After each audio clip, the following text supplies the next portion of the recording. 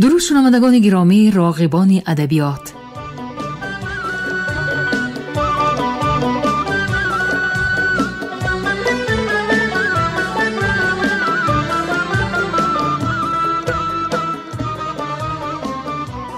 به توجه شما عزیزان، آثار مکمل یکی از شاعران حوزه ادبی عصر 19 بخارا، شمس‌الدین شاهین، تحت عنوان کلیات شمس‌الدین شاهین در قرائت کارمند شایسته تاجیکستان علیزاده عبدالرشید خوجمقل بشنوید. گفتار 45.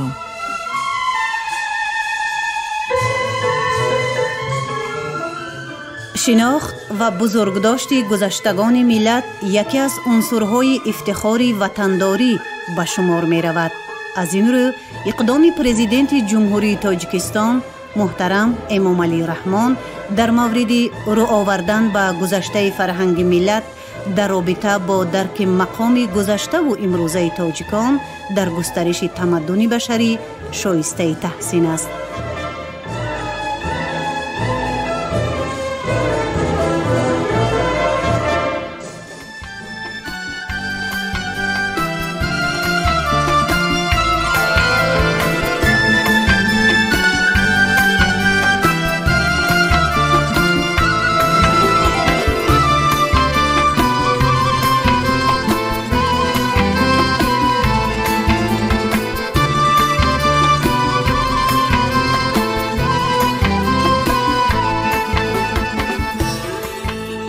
دایره ادبی خطلان زمین در عصر 19 و ابتدای عصر 20 شاعران زیادی را به کمال رسانیده است. اکثر آنها در بخارا تحصیل کرده سپس به زادگاه خود برگشتند و به حیات ادبی خطلان وارد گردیدند. ناصح کولابی، حاجی حسین کنگورتی، رحیمی، حاجی محمود خواجه بلجوانی، ملا رجب، میرزا قدم مجرم راغی، مزراب خان خاطری و باز بسیار دیگران از آن جملند. این شاعران در رشد و تکامل ادبیات این دوره حصه بی‌نظیر خویش را گذاشته با آثار گرانبهای خود در بلند بردن ذوق معنوی اهل جامعه تأثیر مثبت رسانیدند.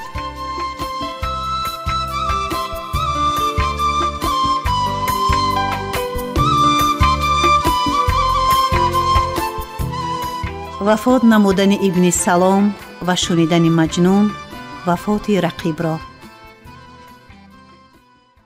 جاوید حیات آن دلفگار، کو مرد ندید داغ دلدار.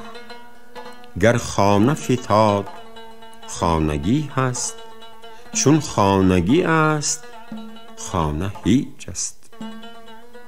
گر روز سیاه بر صدف شد، کو ماند ولی دورش تلف شد. از تون چی سود شکرش نیست، و از حقه چی نفع گوهرش نیست. آن شاخه که نیست گل ببارش، تن زیست به شعله یا به خارش. چونان که منم ز فرقتی دوست، آتش به نهاد و خار در پوست. خاکم به سر است سینه بر سنگ، صلحم به غم است و با طرب جنگ. نی پای که راهی نقل گیرم، نی صبر که بندی عقل گیرم. در دیده من شکسته خار است، در سینه من خزیده مار است. نی طاقتی در وطن نشستن، نی قدرتی برگ راه بستن. آرام دل از دلم رمیده، فرهنگ سر از سرم پریده. دستم ته سنگ و پوشت بر کوه، آسایشم اندک و غم انبوه. از مرگ چو هر کسی گریزد، من طالبی او بسی گریزد. گر زان که ز رشته ریخت گوهر، آن رشته گسستنش نکوتر. دل طاقت زندگی ندارد، لیکن فلکش نمی گذارد. فریاد ز دست چرخ نیلی، کافگند در آتشم بسیلی. آتش به دلم چو سنگ کرده، در سوختنم درنگ کرده. گیتی که دو دسته زد به تیغم، بر مرگ چی می خورد دریغم. ای کاش از این گریوه سخت، چون ابن سلام برکشم رخت. گویند که آن جفا کشیده، در وصل غمی فراق دیده. سالی دو اگرچه زیست با دوست، مانند دو مغز با یکی پوست. لیکن چون نکرد کام حاصل، رنجش گران فتاد در دل. زین رنج که در دلش اثر کرد، پیرایه زندگی زبر کرد. عمری که نه بر مراد مرد است، با مرد مدام هم نبرد است. هرچند که موبدان علاجش کردند، نشد فری مزاجش. نی نوش علاج شد نه مرهم، تا آن که نهاد دیده بر هم. در نامه ز قیس کان دعا رفت، امروز به عرض مدعا رفت. هر جا ز نهاد ریش آهیست، از مرگ در او کشاده راهیست. با زنده دلان بر رفق پیش آی، ورنه طمع حیات منمای. لیلی چو برفت و آمدی جفت، پرداخته دید خانه بشکفت. اما به طریق خانه‌داری، پوشید لباس سوگواری. بگریست بر رسم ماتمی زار، نه از غم او که از غم یار. در دل همگی هوای دلبر، لیکن به زبان حدیث شوهر. از دیده سریشک جویه می کرد، به طعنه خلق مویه می کرد. مجنون چو شنید ماتمی او، شد از غم خویش در غم او. زان جا که به نیک و بد نظر داشت، وز نیک و بدی جهان خبر داشت. نشکفت از این نوید و برجست، بر تربت او برفت و بنشست. بگریست چو سوگیان به خاکش، می خورد دریغ بر هلاکش. کی خار تو گر بریدی از گول، اینک ز قفای توست بلبل. دنیا به کسی وفا نکرده است، تنها به تو یا به ما نکرده است. هر کس که در این جهان قدم ماند، سر جای قدم چو شمع افشاند. هر گل که از این چمن دمیده است، آخر اجلش به سر خزیده است.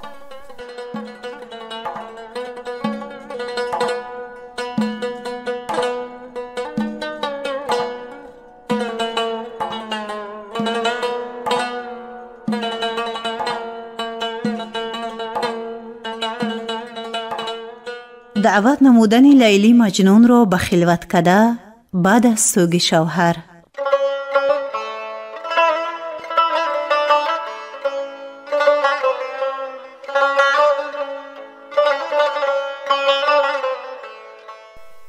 آن روز که آن خجسته منظر پرداخته شد ز سوگ شوهر، بر وی همه کس قفا گرفتند، در منزل خویش جا گرفتند. کس را به سرای او گذر نه، خود مانده در او کسی دیگر نه. چون خانه ز غیر دید خالی، در حجره زید رفت حالی. گفت ای به وفا یگانه عصر، خالی است کنون ز مرد و زن قصر. وقت است که قیس را بخوانی، پیغام مرا بدو رسانی. این بخچه که پر ز خز و دیباست، پیرایه بران نگاری زیباست. پیرایه دهی به این و آنش، وانگه سوی من کشی اینانش. تا پهلوی خود کنم از او پور، هم ریشته بود عقیق با دور. زیدش به دعای بی نهایت، پذرفت و شکفت از این عنایت. چابک سوی قیس رفت اندر، پیراست به زیورش سر و بر. آورد به صدر قصر بنشاند، لیلی به سرش خزینه افشاند. مجنون به نشاط روی جانان، نزدیک شد از تن افشرد جان. شوقان همه تند گشت چون باد، کافتاد دو سو دو نخل شمشاد. زید از هنری به خرس آیی، کردان دو بخار را هوایی. چون در بری هر دو جان در آمد، از هر دو طرف فغان برآمد.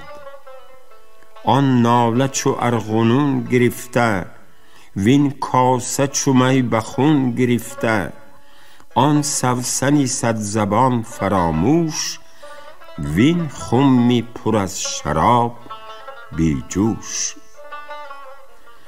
جز ناله حدیثی آرزو نه، خم پر ز شراب و در سبو نه. لیلی که دلش ز دست می شد، می خواست بلند و پست می شد. آخر به مشقت ز حد بیش، آویخت به او چو تیر در ریش. خود را به کنار او فرو برد، بوسه‌اش چو تیغ در گلو برد. مجنون شعف از او چنان دید، چون کاه به کهربا بپیچید. دو شمع به یک لگن یکی سوخت، دو تیر به یک نشان یکی دوخت. دو روح به یک بدن در آمیخت، دو مرغ به یک قفس در آویخت. روزی و شبی بدین ترنم، می رفت و نوای مدعا گم. عشق از غرض ار چنین بود پاک، یک جامه ندارد از دو تن باک. دو نقش به یک پرند خوابد، پیداست ز هم چی بهره یابد. لیلی به زبانی شکرآمیز، از درج عقیق شد گهرریز. کی برق زبانی آتشین دم، برگو چی نشسته ای چنین دم. عمریست که طالبی وصالی، اکنون که رسیده در ملالی. دری که به درج من نهفته است، می سای که سفته یا نسفته است. آن غنچه که در خسک گرفتم، بینگر نشکفته یا شکفتم. تا چند نهفته ماند این راز، خیز از رخی راز پرده انداز. در نامه چه ها نموده ای درج، بس سرزنشی که کرده ای خرج. چون تیری رسیده بر نشانه، بینگر که دروغ بود یا نه. مجنون به فنون ترزبانی، بینمود چنین شکرفشانی. کی شهد لبی تو نوش جانم، قوت دل و قوت روانم. هان از تو مرا ز خود تسلیست، یک آینه وقف دو تجلیست.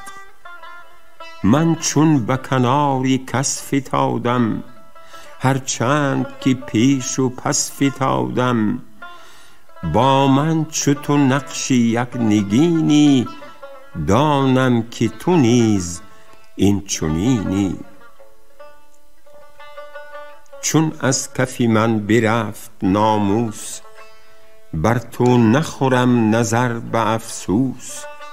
دامان من ار به خاک آلود، آن خاک به دامن تو هم بود. اکنون که منم چو سیم ساده، تو از زری شش سری زیاده. ماییم دو باده در یکی جام، چون پخته یکی و دیگری خام. چون تفریقه در میان نگنجد، گر وهم غلط بود کی سنجد. گر یاوه ز روی رشک گفتم، عذرش همه خون اشک گفتم. بپذیر که صدق استوار است، عشق طرفین برقرار است. آینه ما و توست بی رنگ، تمثال وفاست رنگ بر رنگ. تا باد جهان همین وفا باد، آمینی ملک بر این دعا باد.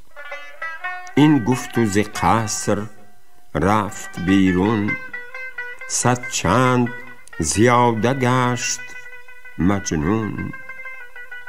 در قصر به هجر ماند لیلی، خور رفت بیماند چون سهیلی. می کرد نظر به رفت مجنون، می ریخت ز دیده جویه خون.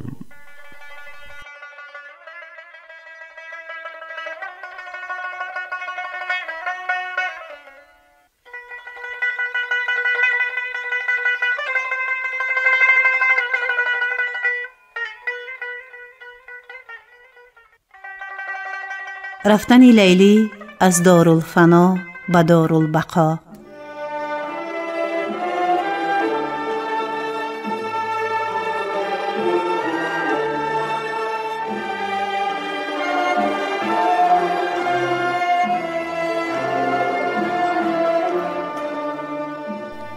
در موسم دی که ساحتی باغ، گردید چو چشمی خفته در داغ. می تاخت دو اسبه بادی سرسر، می زد سری نو بران به خنجر. مجموعه گل ورق فشانده، مرغان چمن سبق فشانده. هر شاخه به ضرب سرسری تیز، چون دست کریم شد گوهر ریز. گل ساغر و غنچه شیشه از دست، افکنده و خفته بر زمین است. گیسوی بنفشه ماند از تاب، باد از رخ یاسمین بیبرد آب، افتاد کلاهی لاله بر خاک، بادش بکشید سر به فتراک، گردید بساطی سبزه چیده، نادیده و دیده شد ندیده.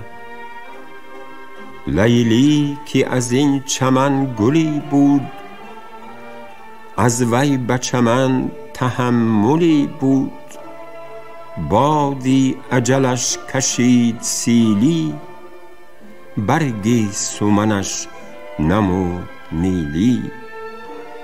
از برگی سمن برفت آبش، افتاد به زردی آفتابش، بالاش که سروی نورسی بود، افتاده به خاک چون خسی بود. لعلش که از او زلال می ریخت، از تف جگر شرار می بیخت.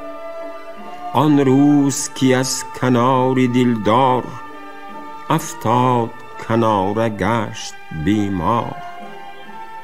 بربست عصابه بر سری خویش، پیچید به جامه پیکری خویش. شمشادی قدش چو برگی شمشاد، از لرزه تب به لرزه افتاد.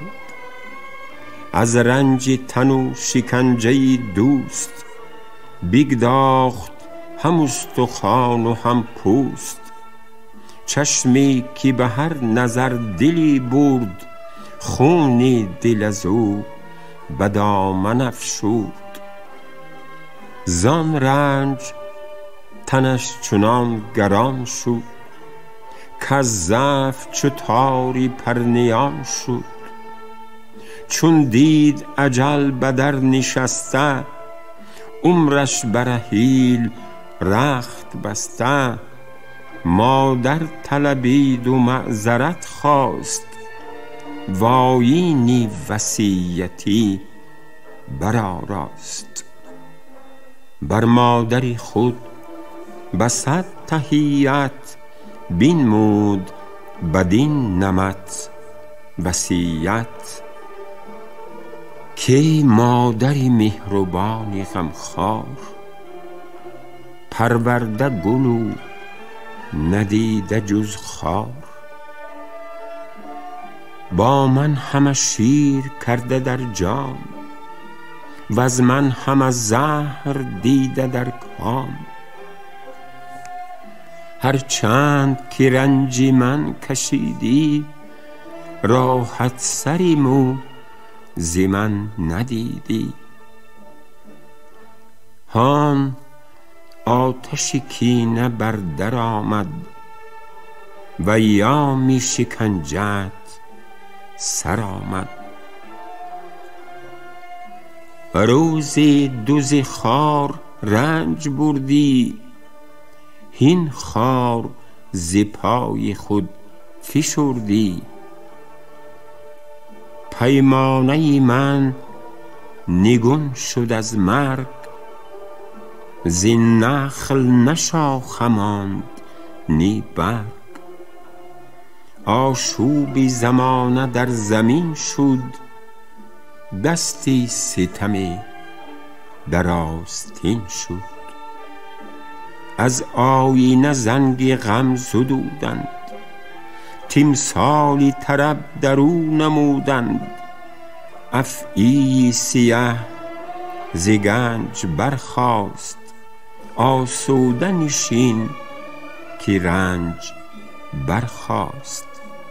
سیلی که تو را برخت و کو رفت، اینک به مغاک خود فرو رفت. ای در عوضی شرافت از من، دیده همه شر و آفت از من. هر چند به رنج ما درستی، آخر چی کنی که مادرستی. چون من جگری توام دگر ریش، چون است نبودنت جگر ریش. رنجی که مرا به تن درآید، آن رنج تو را به جان گراید. گر تیشه لعل می برد دست، اول سری سنگ می کند پست. طفلی که گرفت میوه در چنگ، زد بر سری شاخه پیشتر سنگ. در خانه فتد همی تزلزول، وانگاه ز طاق شیشه مول. این حکم ضرور است بپذیر، این خرده ز من به خویشتن گیر. ای بی تو که مرا بیزادی، بر شیری درنده شیر دادی. اول چون نمودهی بسیچم، چون هیچ شدم مزن به هیچم. آن کن که رود پس از وفاتم، آن لطف که رفت در حیاتم.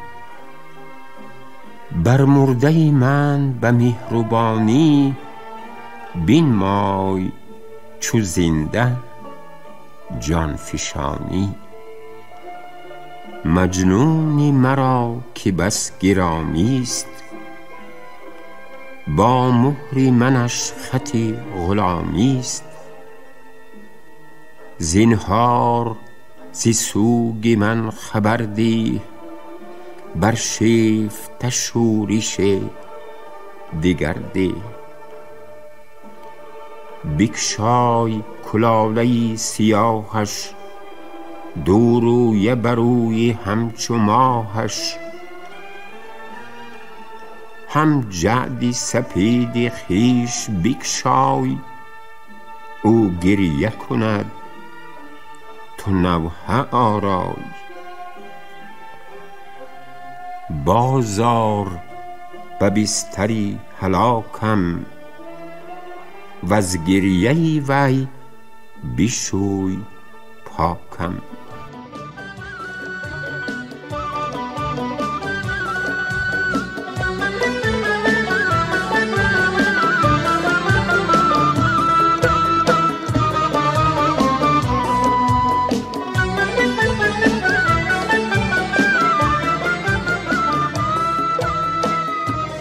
شنوندگان ارجمند، شما گفتار 45 را از روی کلیات شمس‌الدین شاهین در قرائت کارمند شایسته تاجیکستان علیزاده عبدالرشید خوجمقل شنیدید. کارگردان گفتار شیرعلی نغزلی، صدابردار کریم طالبوف. تا برنامه‌های دیگر، روح بالیده، خاطری جمع و تندرستی تمنا می‌کنیم.